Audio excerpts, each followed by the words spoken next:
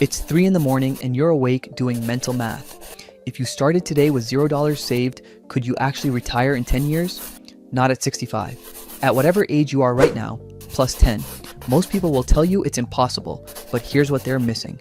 Retiring in 10 years isn't about how much you make. It's about a mathematical relationship between what you earn and what you spend. And I'm going to show you the exact numbers and psychology that make it work. My name is Ivan, and I help people understand money, personal finance, and building wealth. If you're tired of the traditional retirement advice that tells you to work until you're 70 and hope for the best, make sure to subscribe to the channel and hit the like button if this information changes how you think about money. Here's why this matters. When someone tells you their bench press number or their GPA, you instantly know where they stand. Financial independence works the same way. There's a number that determines your timeline, and once you understand it, you can work backwards from any retirement date you want. Let's start with the one thing everyone gets wrong. Your income doesn't matter. I know that sounds insane. You're thinking if you made $10 million right now, you could retire tomorrow. Sure, but here's the truth. Financial independence only cares about one number: your savings rate, the percentage of income you keep at the end of every month. I've seen people making $250,000 a year living paycheck to paycheck. Leased car, huge mortgage, Instagram vacations, nothing saved. Then I've seen people making $80,000 banking half their income and building more wealth than the high earner ever will. The difference? One person treats every raise as permission to spend more. The other keeps their lifestyle locked, while their net worth compounds. Here's the formula that changes everything. If you save 25% of your income, you'll retire in 32 years. Save 50%, 17 years. Save 70%, 8.5 years. Notice what's missing from that equation: your actual income. A teacher saving 70% retires faster than a lawyer saving 20%. That's not motivation, that's math. Now here's the psychology shift that makes this possible. Most people increase their spending every time their income goes up. New job, better apartment. Bonus, new car. It feels like progress, but financially, you're running on a treadmill. The move that unlocks early retirement is simple and brutal. Spend the exact same amount no matter what you earn. Make $50,000 this year, spend $30,000, make $100,000 next year, still spend $30,000. Your savings rate explodes while your stress stays flat. Let's make this concrete. Say you're making $70,000 a year. To retire in 10 years, you need to live on $21,000 and invest the rest. That's a 70% savings rate.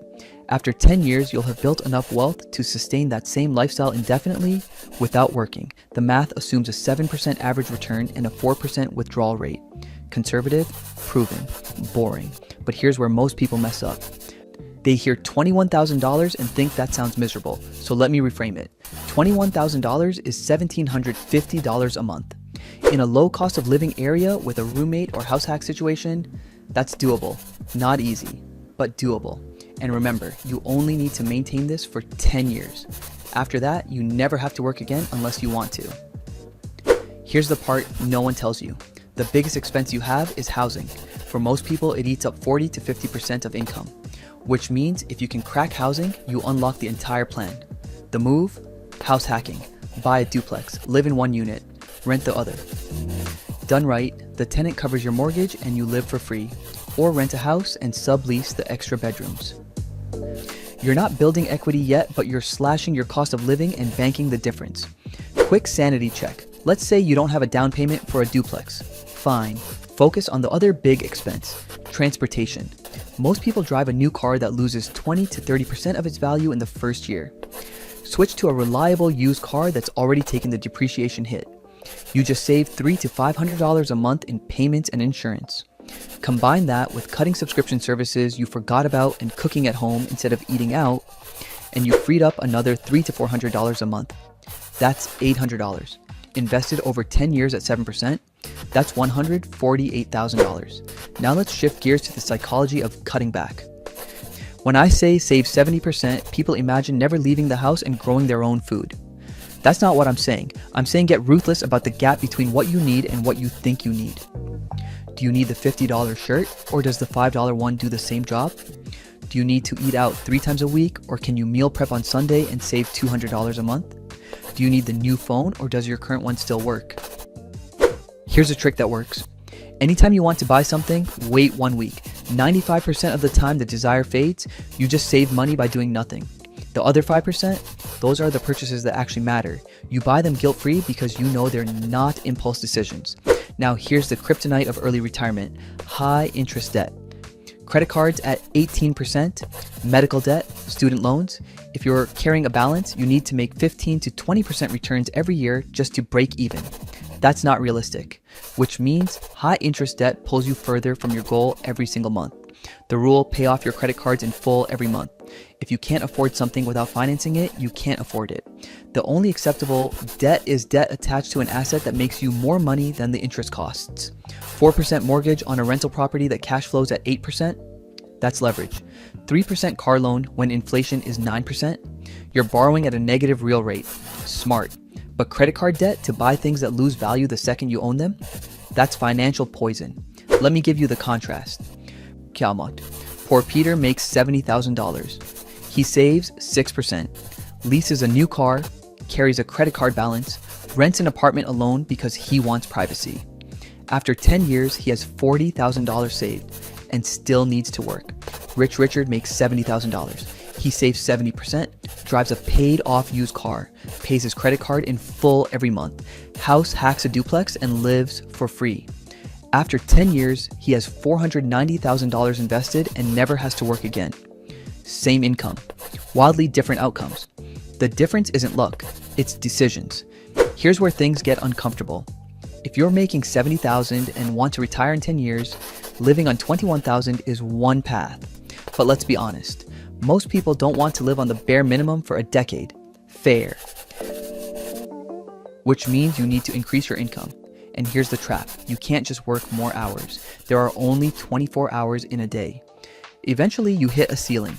The move is to get paid for results instead of time. Sales agent, you get paid per deal, not per hour. Freelancer, you get paid per project.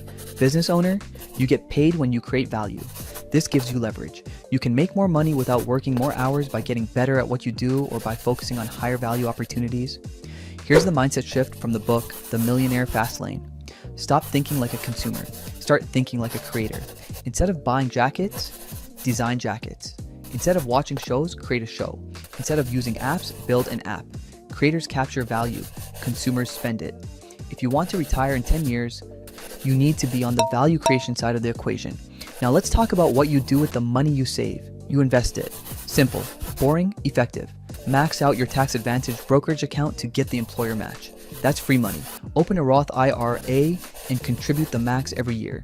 Use a low-cost index fund that covers the entire market.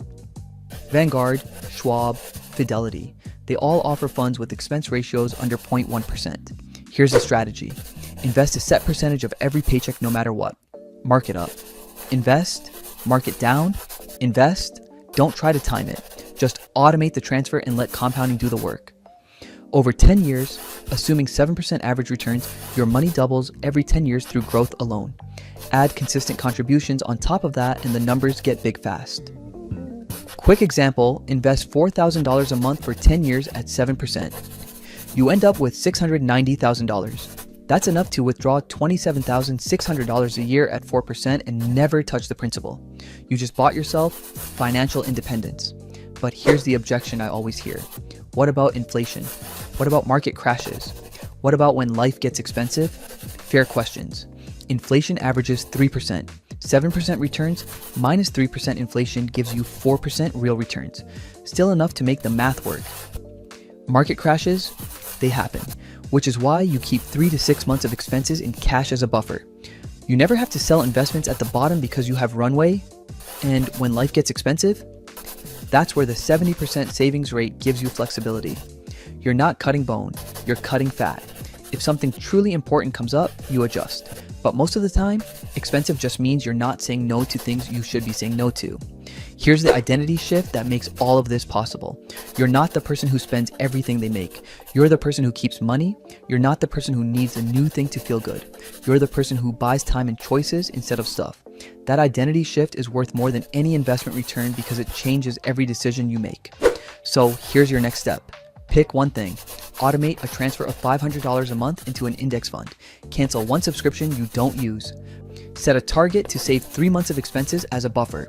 Just one thing, because retiring in 10 years isn't about doing everything perfectly. It's about doing the math and then making the boring decisions that add up over time. You don't need to be brilliant.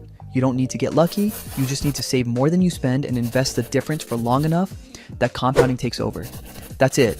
That's the whole game.